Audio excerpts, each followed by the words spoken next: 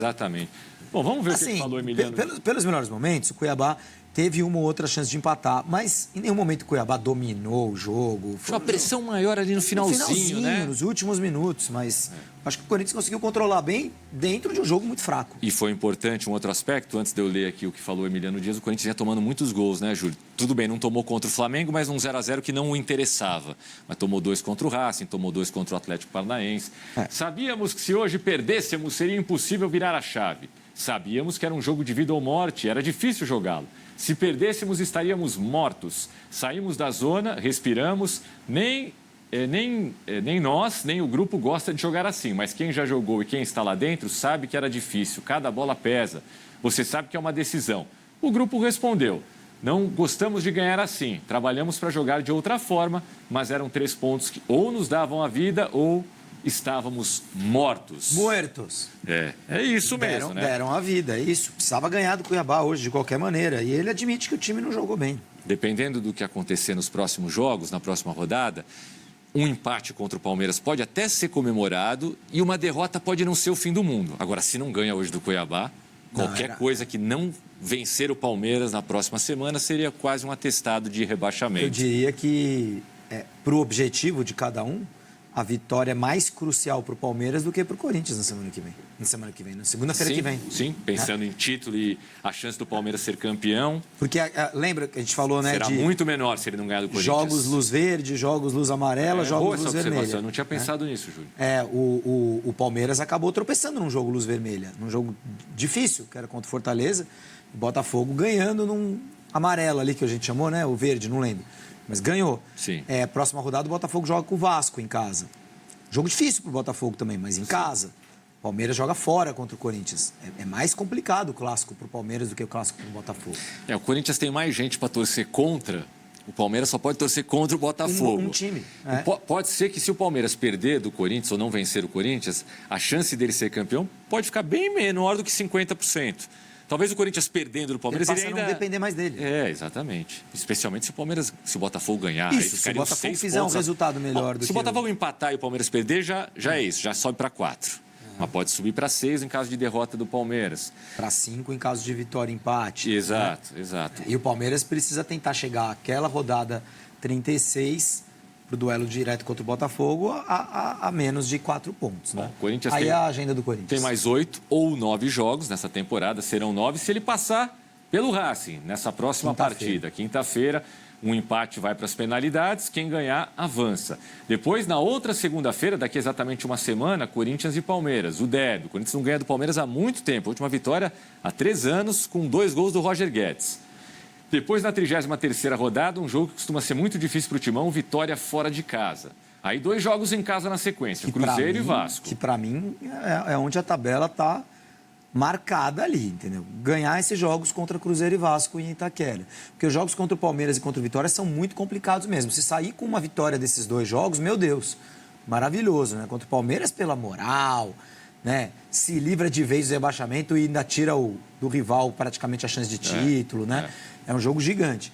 Se ganhar, e o Vitória pelo confronto direto, mas se não ganhar nenhum desses 2 jogos, o Corinthians possivelmente vai aparecer na zona de rebaixamento e aí ele vai ter essas partidas em casa contra Cruzeiro e Vasco para se salvar.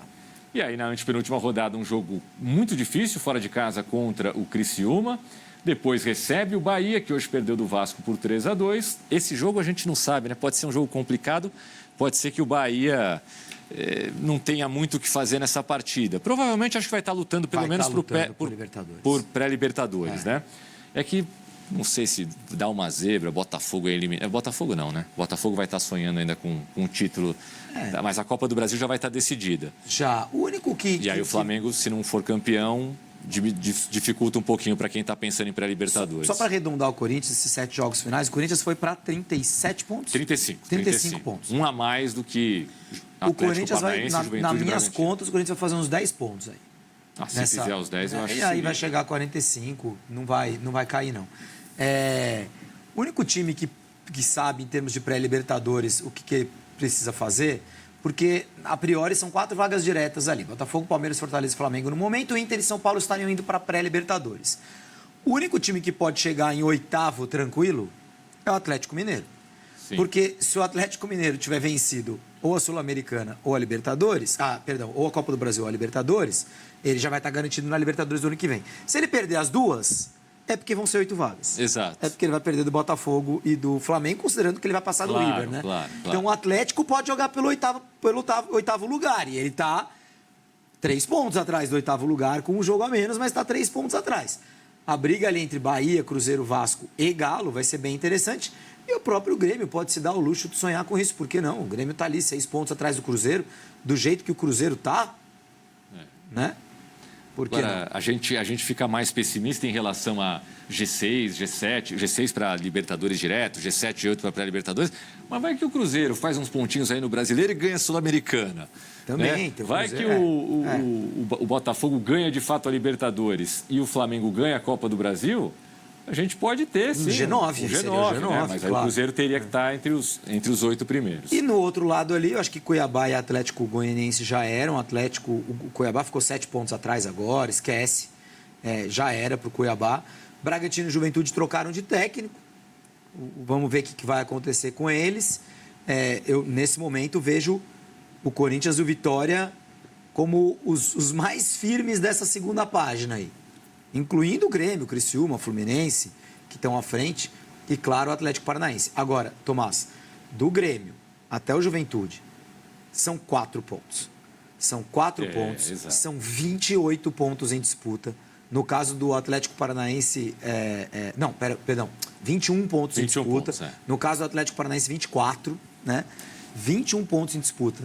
Todo mundo separado por 4 pontos, tudo pode acontecer. Sem dúvida. Tudo pode acontecer. Claro. A briga para não cair, ela está aberta para todo mundo. Mas claro. os 2 piores são os 2 que entraram agora, Bragantino e Juventude. É claro, se o Grêmio ganha na próxima rodada, a gente já vai começar a mudar esse discurso. Mas precisa ganhar. Vejam o Vasco. Agora há pouco ele venceu o Bahia por 3-2. Se tivesse perdido, a gente estaria com ele aí. Claro, 40 pontos é uma situação bem mais confortável. Só que o Vasco não estava ganhando de ninguém. Agora conseguiu ganhar do Cuiabá, né? Foi o jogo que estava atrasado. E do ganha, Bahia. E ganha do Bahia com o primeiro tempo incrível. Vitória. Pois é. 50 dias sem vitória. Ganhou 2 jogos, acabou o rebaixamento, sonha com o Libertadores. É isso. E o Corinthians também vale dizer a segunda vez no campeonato que ele consegue emendar 2 vitórias consecutivas. O ano passado ele não conseguiu fazer isso no Campeonato Brasileiro. Nenhuma vez. Esse ano ele já consegue 2 vezes. Tá evoluindo, né? E pela primeira vez também no campeonato ele consegue ter 4 pontos a mais do que jogos. Ele durante uma boa parte do campeonato tinha ou menos pontos ou o mesmo número de pontos e jogos. Agora ele consegue abrir 4 pontos. Pensando nessa toada, termina com 42, é pouco. Então precisa melhorar ainda mais essa 38 jogos, 42 pontos. 42 aparentemente não vai dar esse ano, né, Júlio? Muito difícil. A não ser que apenas 2 times fiquem para trás, né? Dê tudo errado para Juventude e Bragantino e Atlético Paranaense. Porque a priori, quem ficar com 42 não vai ficar na frente do Grêmio, não vai ficar na frente do Criciúma, não vai ficar na frente do Fluminense. Não, muito difícil. Difícil que fique na frente desses 3. E eu diria até que do Vitória, viu? O Vitória tá num bom momento. O Vitória, nesse momento, não é uma aposta para mim para cair. Agora, Tomás, qualquer um desses times que perder os próximos 2 jogos, ou fizer 1 ponto em 2 jogos, vai aparecer na zona de rebaixamento. Talvez o Grêmio ou o Criciúma não, porque tem muita gente entre eles. Mas assim, eu não sei, eu não olho mais para os 45 pontos, para os 44. Não, você tem que ficar olhando. Agora a gente vai ter que olhar rodada a rodada a situação de cada um. É isso aí.